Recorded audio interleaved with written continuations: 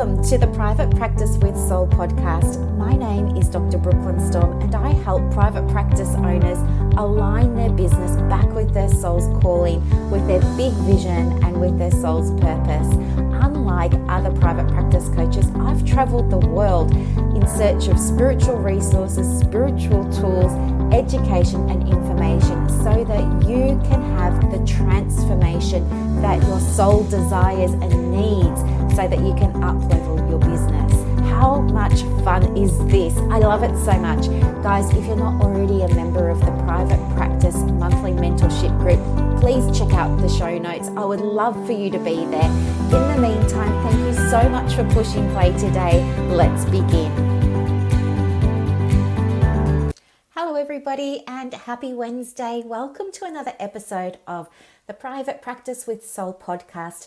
My name is Dr. Brooklyn Storm and I'm your host. Thank you very much for pushing play on another episode today, and welcome to all the new subscribers. Guys, if you love this podcast, then please do share it with your colleagues, because it's my intention to be able to be of service to as many people as I possibly can. And just while I've got your attention here, one of the ways that I'm doing that is I'm hosting a free masterclass this Saturday at 9 a.m. Melbourne time. It's going to be recorded, but it's all about how you can attract referrals and get a steady stream of referrals happening for your private practice. The masterclass is online via Zoom and it's going to go for about an hour. I appreciate your time is precious. If I can do it in less than an hour, that would be my goal, absolutely. And there's also a beautiful workbook that I've put together to support you in creating a referral stream for your private practice. So you're going to leave that training with action items and a plan that you can put in place almost immediately and start to see results. So I would really love that for you. I will put the link in the show notes, so feel free to jump in there and go and have a look. And if you want to register, I would love to have you there. So what I want to talk with you about today is, what it can feel like when you want to make that transition from paid employment or employment with, maybe you're working as a subcontractor and you want to leave the people you're subcontracting to and you want to go and start entirely your very own business. But something gets in the way, doesn't it? And that thing is usually fear. And I can remember very clearly what it's been like for me in the past as well, to leave people that I was contracted to work with as part of my private practice. And I think it's really hard, especially when you're working with people that you really feel a very strong connection to. And I think as women in private practice, this can happen to us a fair bit. It's that balancing act, isn't it, between really valuing the people that you work with and caring about them and socializing with them. Maybe if you're connected with one of those practices that loves to do the dinners and the hiking on the weekends and you're all very tight knit, sometimes those professional boundaries get blurred, I think. And it's in that blurring that can sometimes make it very difficult for you to take that step away from where you are so that you can go and create something of your own. And there are all sorts of things that you can experience when you first start thinking of this. So the cycle of change. You're not even thinking about it and then you start thinking about it. And I believe that once that seed has been planted, it's very hard to let it go, because as you know, attention grows where energy flows. And so the more you start thinking about it, the more you're going to feel compelled to take action on that idea. And you're going to start thinking more and more about what would setting up a practice look like, and what would I really love to achieve with that, and who do I want to work with, and wow, if I had my own practice, I wouldn't do it like this, I would do it like that, and all of this starts to become very dominant in the forefront of your mind. It's a beautiful thing to daydream about, isn't it? And you know what? Some of us will just continue to daydream about it because we have that fear paralysis where we think we just can't, or we're not good enough. And so it always just remains a dream. Though there are others of us that say, well, I'm going to feel the fear and do it anyway. And I think that's really, really, really, really such a powerful place to be in. And I want to honor you for being in that space, because it shows that you're evolving, and it shows that the way that you want to work is evolving, and it's showing that your awareness of self is evolving. And with all of that evolving that's happening, of course, you're going to grow out of where you currently are and into something that's a better fit for you moving forward. So there are, of course, some spiritual processes that you can put in place to support you through, maybe the anticipation or the fear. And there are also some practical things. So, just thinking about it now off the top of my head, I'm thinking about how I remembered feeling before I gave notice to one of the places I was contracting to. And, I felt sick about it. It wasn't a quick decision. It was something that I'd been thinking about for a long time, maybe 2 or 3 months. And I was feeling overwhelmed at the thought of leaving. And I was feeling overwhelmed by the caseload that I had at the time. I was feeling overwhelmed by all the admin that I was doing, and I was very disillusioned that, I was in this role to support people, but I wasn't doing as much of the direct client face-to-face work. Because the role that I was in, I was doing assessments for Social Security's Appeals Tribunal for people who had been assessed in a job capacity assessment, and they'd been appealing the outcome of that decision. So I was involved in doing assessments and report writing for the tribunal and stuff like that. And so I wasn't really getting as much therapeutic work as I wanted and all of that sort of jazz. And so I was starting to feel more and more, aware. And with that awareness came a sense of, I guess maybe stress, or just that feeling of this isn't the right fit for me anymore. And it became harder and harder to go. And I think too, other feelings that came up were around avoidance and resistance, and those feelings manifest in all sorts of different ways, don't they? Like, I don't know, little things like how you get to work, how you get home from work, how you operate during the day, how you feel about the day. They all come into play when you're in that sort of place, and at the same time thinking about, well, how am I going to take this fully to the next level, and what do I really want that to look like, and feeling so much pressure because you don't have time to really think about it because you're so busy with this other work. So I get it. And I guess too, one of the things that I experienced and that I support other women with now is looking at the limiting beliefs we all hold around change, and looking at the limiting beliefs we hold around what it means to stay, what it means to go, what it means to start, what it means to be successful, what it means to fail. There's one lady that I work with, and for the longest time she had a big goal for her private practice, but she'd always come so close to achieving it but never quite got there. And it was through looking at some of her beliefs that we were able to reveal and discover that she actually had a bit of a fear of success. She was worried that if she took her practice in the direction she'd been conditioned to think it should be, like have multiple sites, multiple offices in multiple states with multiple staff and all of that sort of stuff. She'd been conditioned and programmed through her exposure to other professionals that this is what you're meant to do. So she was feeling like, okay, then I can do that, and this is what I'm meant to do as well. But there was something on the inside that was resisting that was avoiding that for her. And it turned out that she really just wanted to simplify her practice in the end. She didn't want the complexities of managing multiple staff. She didn't want to wear different hats with people. She didn't want to be the boss and supervising them for the practice, and performance managing and doing this, that and the other. She just wanted to be more, I guess, just stripped back, bare, simple, just 20 to 25 clients a week and a day of admin. That was really all she wanted. And so she had to really work through releasing the idea that all private practice owners should be working towards having multiple offices and things like that. And, need to be understanding her definition of what a successful private practice looked like also required her to rewrite that definition for herself, because she also picked up other people's definitions, and she was now trying to embody that, and it wasn't aligned with her definition, and so she was feeling stressed and confused and not good enough and all of that sort of stuff, when the whole thing was, it was just out of alignment with how she wanted to practice. That's all.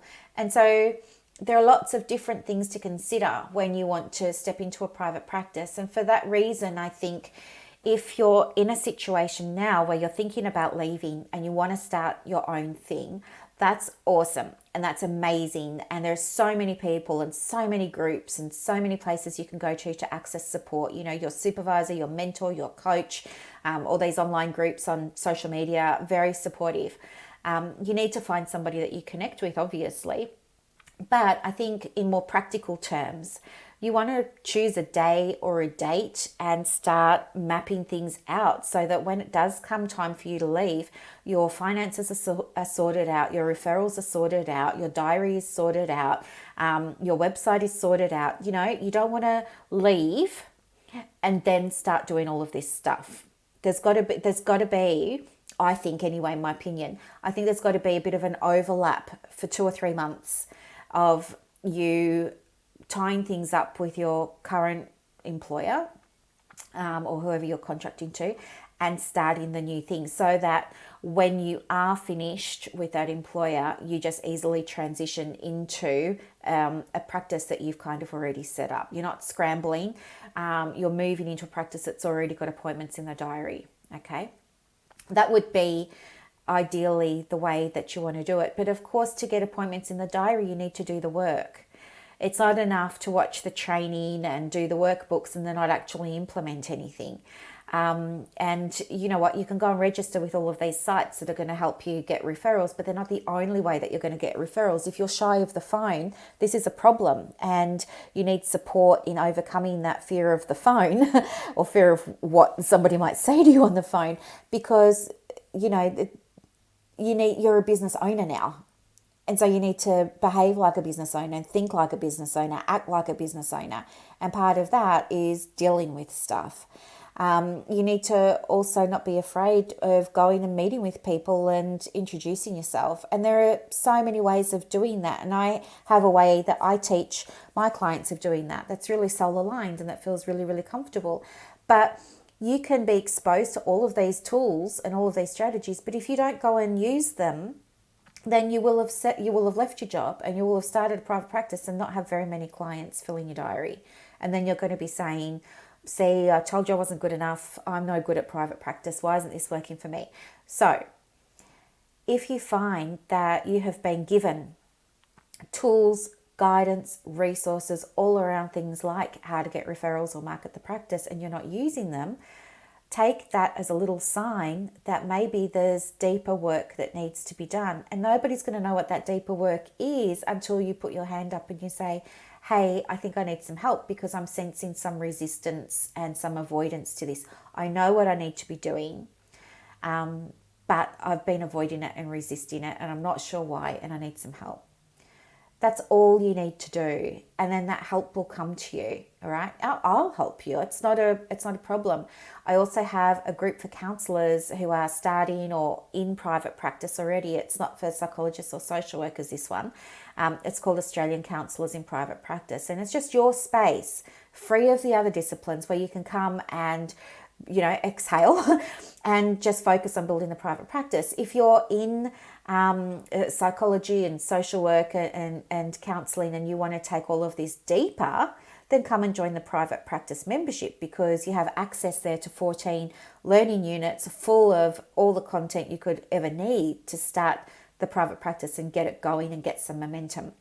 The other thing, as I said at the start, is I've got for those of you who are thinking of leaving, I think it'd be really helpful for you to come along to the Masterclass on Saturday morning and get some guidance there around how to get referrals, because, well, the rule of thumb for generating referrals for a private practice is it usually takes around 90 days.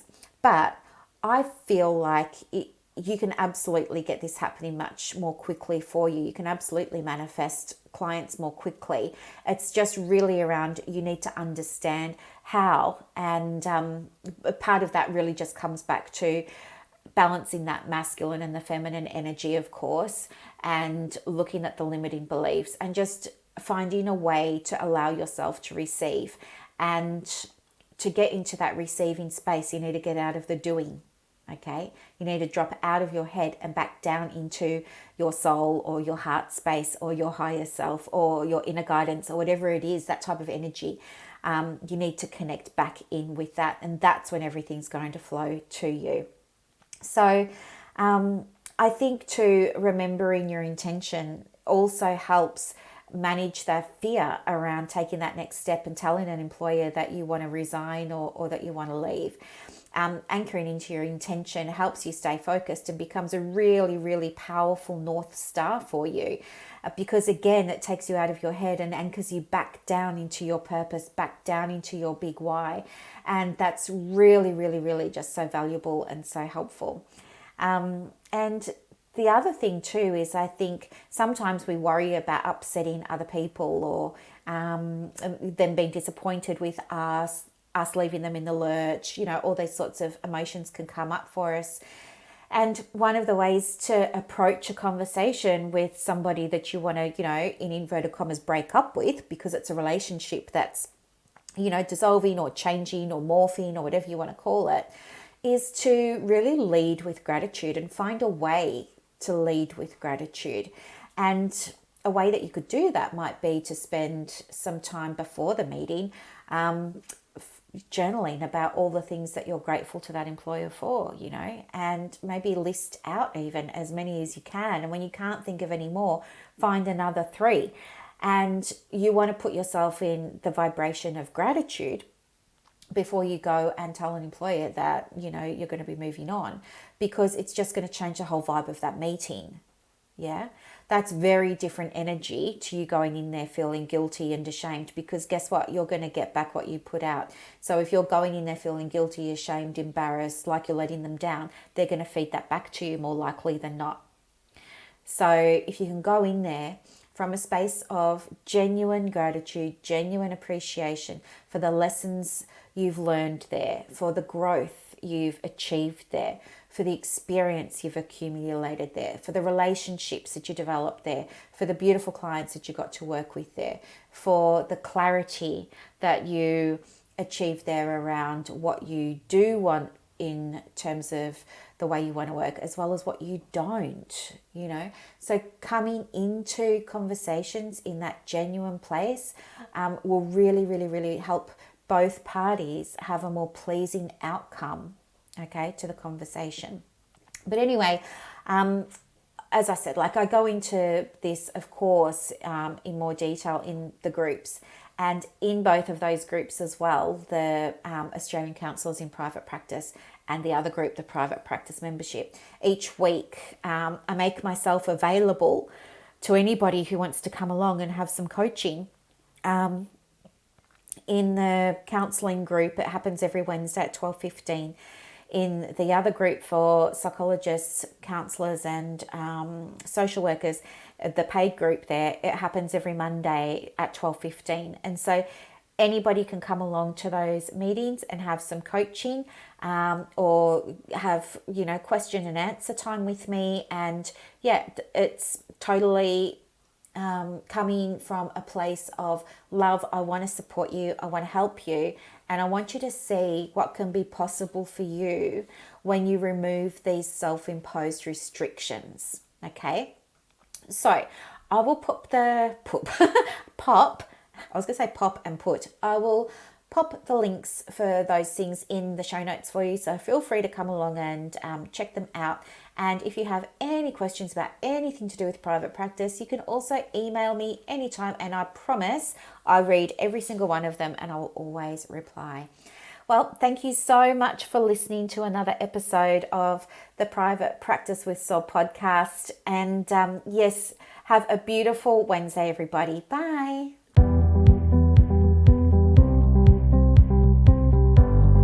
Thank you you so much for listening to this episode of the Private Practice with Soul podcast today.